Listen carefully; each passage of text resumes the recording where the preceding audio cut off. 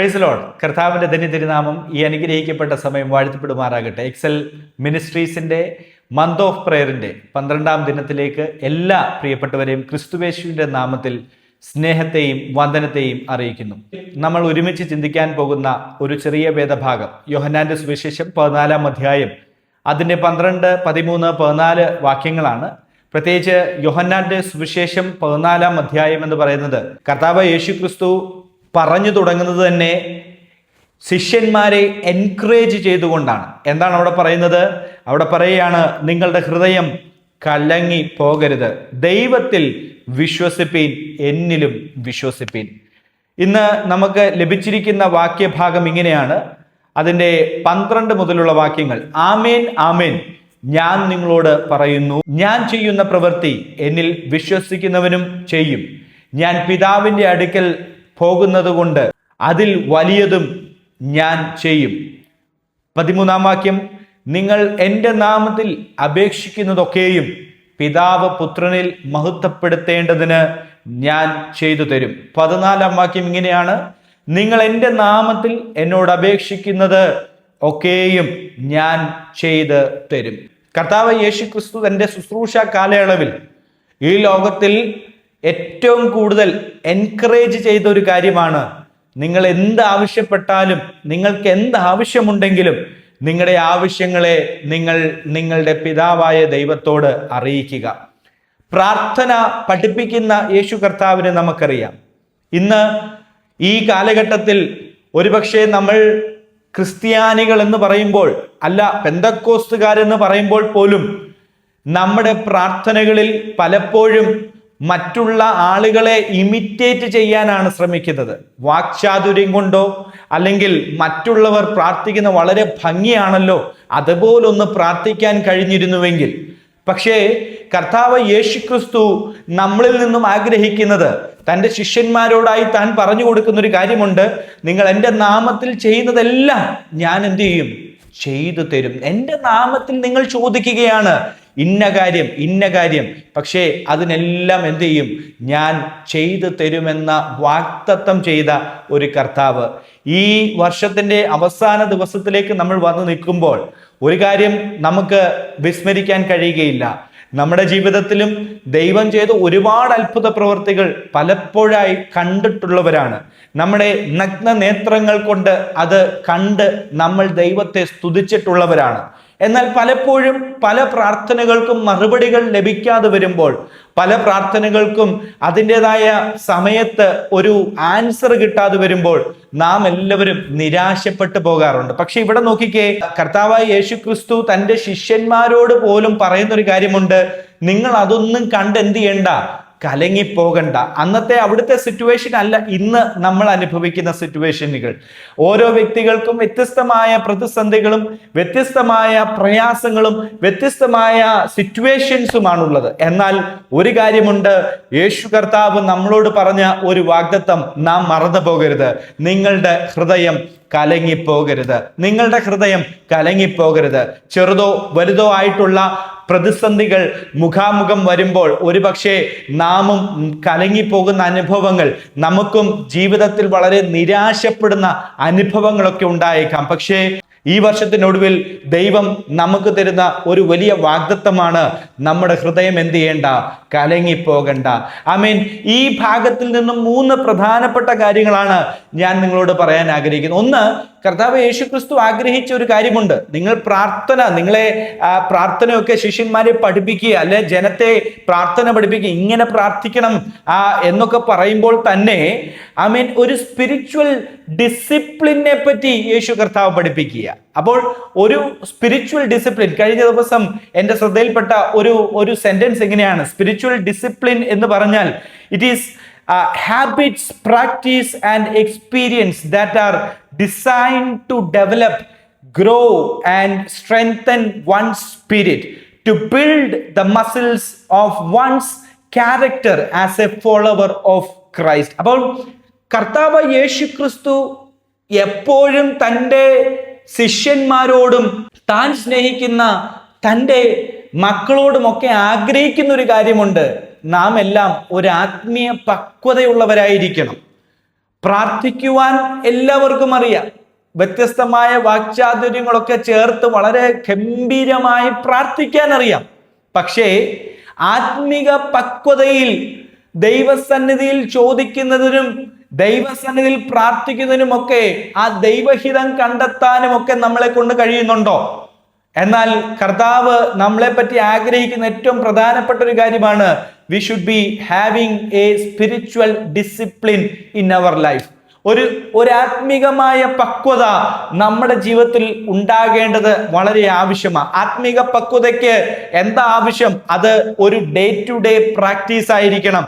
ഒരു വളർച്ചയുടെ ഒരു ആദ്യ പടിയായിരിക്കണം നമ്മുടെ സ്പിരിച്വൽ ഡിസിപ്ലിൻ എന്ന് പറയുന്നത്. ഞാൻ 3 വേദഭാഗങ്ങളുടെ നിങ്ങൾക്ക് മുമ്പിൽ വായിക്കുവാനായിട്ട് ആഗ്രഹിക്കുകയാണ്. ആമേൻ. ഒരു പ്രാർത്ഥന എന്താ എന്ന് ഞാൻ ഒരു പക്ഷേ പറഞ്ഞു തരാതെ നമുക്കറിയാം. അത് ശരിക്കും ഒരു കമ്മ്യൂണിക്കേഷനാണ്. With the almighty God. ദൈവവുമായുള്ള ഒരു സംസാരമാണ് പ്രാർത്ഥനയെങ്കിൽ, ദൈവവുമായുള്ള ഒരു കണക്ഷനാണ് പ്രാർത്ഥനയെങ്കിൽ, ദൈവവുമായുള്ള ഒരു വലിയ ബന്ധമാണ് പ്രാർത്ഥനയെങ്കിൽ, ഇന്ന് നാം തിരിച്ചറിയണം പ്രാർത്ഥനയ്ക്ക് വളരെ പ്രാധാന്യമുണ്ട്. പ്രാർത്ഥനയ്ക്ക് വളരെയധികം വിലയുണ്ട്. പ്രാർത്ഥനയുടെ മറുപടി നമുക്ക് ലഭിച്ചാലും ലഭിച്ചില്ലെങ്കിലും എൻ്റെ ദൈവസന്നിധിയിൽ ഞാൻ പ്രാർത്ഥിക്കും എന്നുള്ള ഒരു വലിയ നിശ്ചയദാർഢ്യം നമ്മുടെ ജീവിതത്തിൽ ഉണ്ടായിരിക്കണം. ഈ വർഷം പിന്നിട്ട് കഴിയുമ്പോൾ അടുത്തൊരു വർഷത്തിലേക്ക് നമ്മൾ പ്രവേശിക്കുന്നതിന് മുമ്പ് നമുക്ക് ഒരു തീരുമാനമെടുക്കാൻ കഴിയട്ടെ. ആമേൻ. ഞാൻ എന്തു വന്നാലും ദൈവസന്നിധിയിൽ പ്രാർത്ഥിച്ചുകൊണ്ടേയിരിക്കും. ആമേൻ. വിഷയങ്ങൾക്ക് മറുപടി കിട്ടുന്നോ കിട്ടുന്നില്ലയോ എന്നുള്ളതല്ല, അതിനപ്പുറമായി ഞാൻ സ്ഥിരതയോടെ ദൈവസന്നിധിയിൽ പ്രാർത്ഥിക്കും എന്നുള്ള ഒരു വലിയ നിശ്ചയം നമ്മുടെ അകത്തുണ്ടായിരിക്കണം. ആമേൻ. 3 ഭാഗങ്ങൾ ഞാൻ നിങ്ങൾക്ക് മുമ്പിൽ ഒന്ന് പറയാൻ ആഗ്രഹിക്കും. ഒരു ദൈവ പൈതലിന് തൻ്റെ സ്പിരിച്വൽ ലൈഫിൽ, ഒരു ആത്മീയ ജീവിതത്തിൽ ആവശ്യമായ ചില കാര്യങ്ങളുണ്ട്. എന്തൊക്കെയാണ്? ഏറ്റവും പ്രാധാന്യമായി വചനം നമ്മളെ പഠിപ്പിക്കുന്നത്.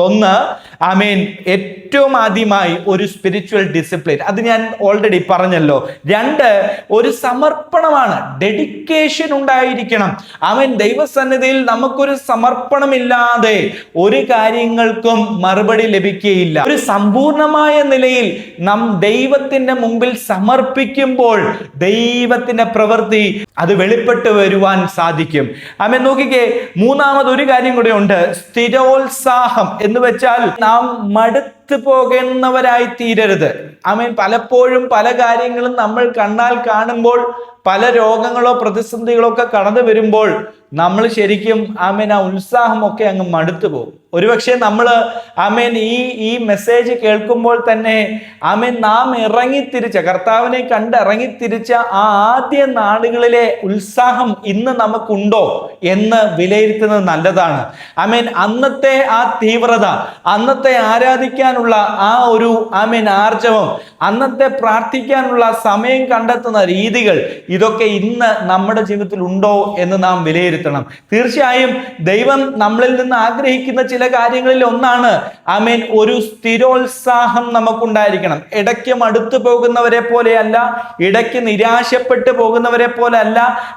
ഏലിയാവിനെ പോലെ നിരാശനായി ചൂരച്ചിഴിയുടെ ചുവട്ടിൽ കിടക്കുന്നവനായിട്ടല്ല ദൈവം നമ്മെ കാണാൻ ആഗ്രഹിക്കുന്നത്. ഒരുപക്ഷെങ്കിൽ നമുക്കറിയാം, നമ്മുടെ ജീവിതത്തിലും പലപ്പോഴും നിരാശകൾ വരുമ്പോൾ ഒരു കാര്യം മനസ്സിലാക്കുക, നമ്മുടെ ഹൃദയം കലങ്ങിപ്പോകുന്ന വിഷയങ്ങൾ വരുമ്പോൾ ദൈവം നമുക്ക് വേണ്ടി വലിയവ ചെയ്യും. പ്രാർത്ഥനയിൽ നമുക്ക് ആവശ്യമായ 3 പ്രധാനപ്പെട്ട കാര്യങ്ങളുണ്ട്. എന്തെല്ലാമാണ് ആ 3 കാര്യങ്ങൾ? 1, it must be glorifying to God. നമ്മുടെ പ്രാർത്ഥന ദൈവത്തെ മഹത്വപ്പെടുത്തുന്നതായിരിക്കണം. യോഹന്നാന്റെ സുവിശേഷത്തിൽ 14-ാം അധ്യായം നാം വായിച്ച വേദഭാഗത്തിൽ 13-ാം വാക്യം ഇങ്ങനെയാ പറയുന്നത്: നിങ്ങൾ എൻ്റെ നാമത്തിൽ അപേക്ഷിക്കുന്നൊക്കെയും പിതാവ് പുത്രനിൽ മഹത്വപ്പെടുത്തേണ്ടതിന് ഞാൻ ചെയ്ത് തരും. അപ്പോൾ നമ്മുടെ പ്രാർത്ഥന ശരിക്കും ദൈവത്തെ മഹത്വപ്പെടുത്തുന്നതായിരിക്കണം. നമ്മുടെ പേഴ്സണൽ കാര്യങ്ങളായിരിക്കും പലപ്പോഴും നാം ദൈവത്തോട് പറയുന്നത്, എനിക്കത് വേണം, എനിക്കിത് വേണം. പക്ഷെ അതെല്ലാം പറയുമ്പോഴും ഒരു കാര്യം ഉറപ്പുവരുത്തുക, ഞാൻ പ്രാർത്ഥിക്കുന്നത്, എൻ്റെ പ്രാർത്ഥനയിലൂടെ ദൈവത്തിൻ്റെ നാമം മഹത്വപ്പെടുന്നുണ്ടോ?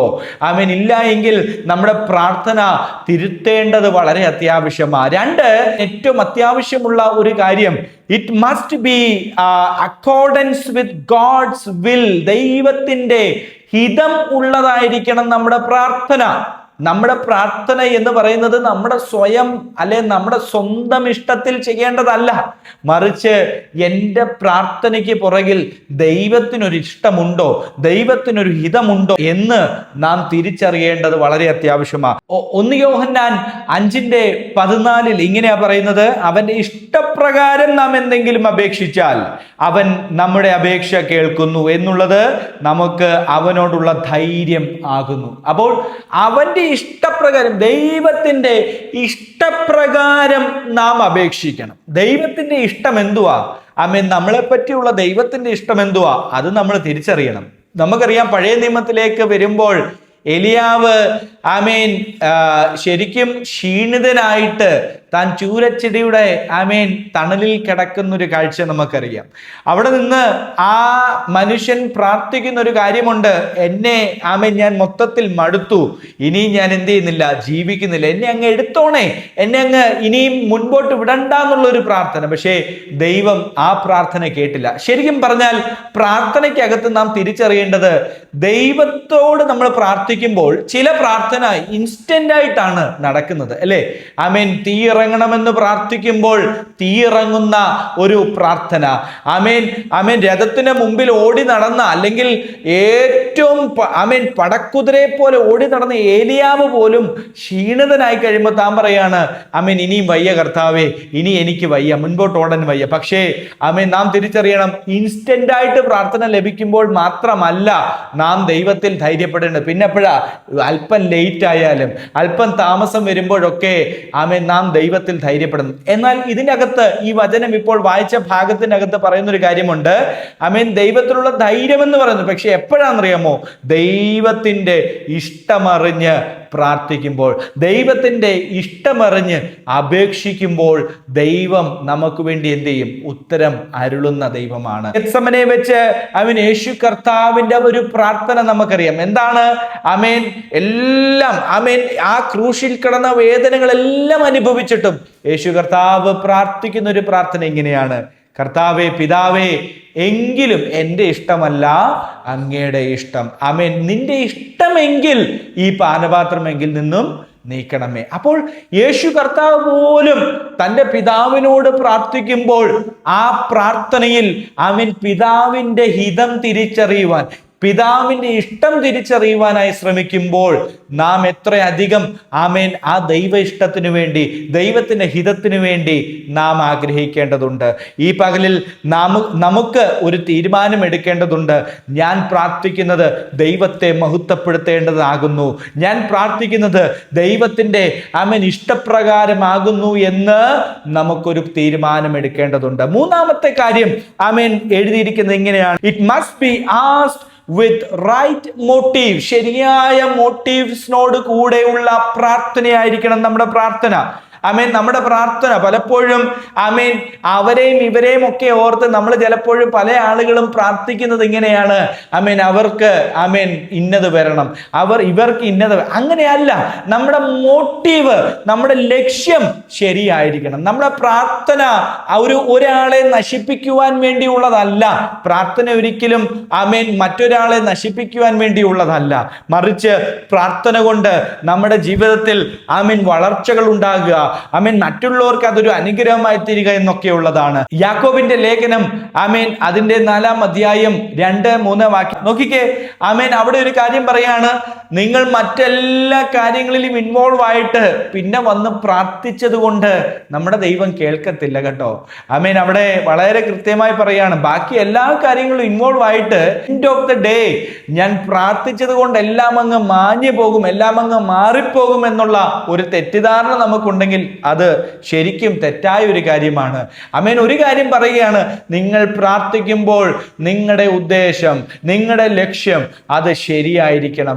ആമേൻ നിങ്ങൾ പ്രാർത്ഥിക്കുമ്പോൾ നിങ്ങളുടെ ബാഹ്യമായ ജീവിതത്തിൽ ഏതെങ്കിലും വശങ്ങളിൽ ഏതെങ്കിലും കുറവുകളുണ്ടെങ്കിൽ അതെല്ലാം ഏറ്റുപറഞ്ഞതിന് ശേഷം പ്രാർത്ഥിക്കണം. അപ്പോൾ തീർച്ചയായും ആമേൻ നാം വായിച്ച ഭാഗങ്ങളിൽ നിന്നും നമുക്ക് തിരിച്ചറിയാൻ പറ്റുന്ന ഒരു കാര്യമുണ്ട്. യേശു കർത്താവ് തന്റെ ശിഷ്യന്മാരോട് പറയുന്നൊരു കാര്യമാണ്, ആമേൻ നിങ്ങൾ എന്ത് ചെയ്യണ്ട, ആമേൻ, നിങ്ങളുടെ ഹൃദയം കലങ്ങി പോകണ്ട. ആമേൻ, ധൈര്യപ്പെട്ട് ആമേൻ, നിങ്ങൾക്ക് വേണ്ടി വഴികളെ തുറക്കാൻ, നിങ്ങൾക്ക് വേണ്ടി പുതിയ കാര്യങ്ങൾ ചെയ്യാൻ എന്നെ കൊണ്ട് സാധിക്കും. പക്ഷെ ആഗ്രഹിക്കുന്ന ഒരു കാര്യമേ ഉള്ളൂ. ആമേൻ, നിങ്ങളുടെ പ്രാർത്ഥനയിൽ ദൈവത്തിൻ്റെ ഇഷ്ടമുണ്ടോ? നിങ്ങളുടെ പ്രാർത്ഥനയിൽ ആമേൻ, ദൈവം ആമേൻ ആഗ്രഹിക്കുന്ന നിലവാരത്തിൽ നമുക്ക് പ്രാർത്ഥിക്കാൻ കഴിയുന്നുണ്ടോ?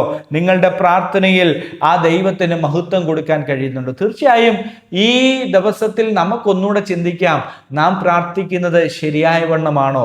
എൻ്റെ പ്രാർത്ഥനയിൽ എന്തെങ്കിലും കുറവുകളുണ്ടോ?